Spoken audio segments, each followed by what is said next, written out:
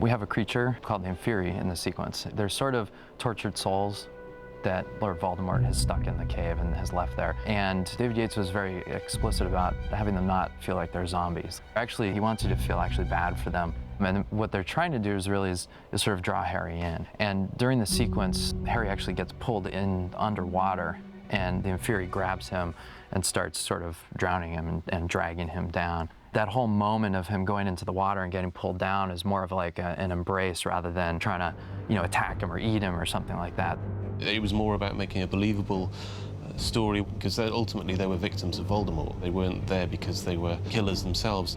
So all of the visual effects people involved were careful that they were not making a sort of gory type horror film. The design itself is difficult that way because they do look very emaciated and very skinny. They're basically skeletal creatures. So the action and the animation tells the story that these aren't zombies. The design started in London, and they started sending us lots of reference photos, some artists that had done some interesting sculptures. Then they started actually building a sculpture over there, a maquette, which was life-size of one of these Inferiusy.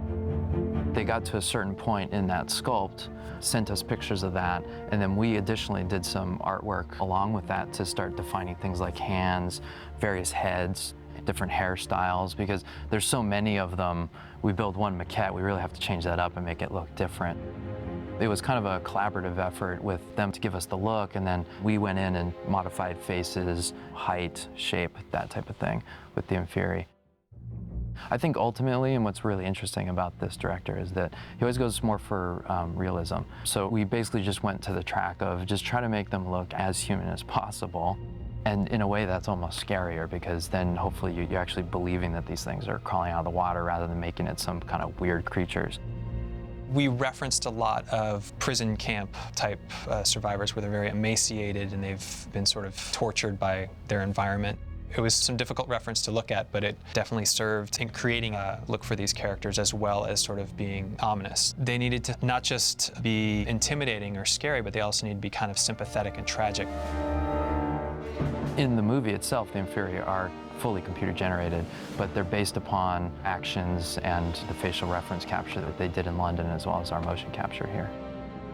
For their actual acting or action, they hired some actors, and the director had these actors go through various poses, maneuvers, and just expressions. Once we had that, we then additionally here at ILM did a bunch of motion capture, because our animators actually wanted to control all of those rather than going for a crowd pipeline.